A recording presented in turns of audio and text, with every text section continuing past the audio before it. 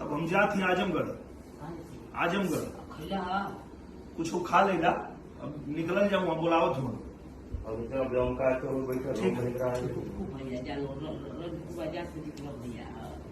बात नहीं है भैया, जीत के भैया सबका कदर करिएगा। हाँ, ये न रहे कि जीत के अकाउंट से बैठ जाएगा तो ना ठीक है भैया। जनता की गाड़ी मत सुनिए, जनता की खूब जय जय करिएगा सेवा।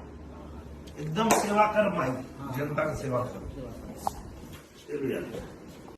जंगल के खामोशी देख के ही मत सोच लिया कि जंगल के राजा केहू और बन गई। अगर शेर जाग गई तो कुकुर बिलारन के भागे के जगह ना मिली। जिन्हें हम मंजिलों तक लेके आए, जिन्हें हम मंजिलों तक लेके आए, वही रास्ता बताने लग गए हैं।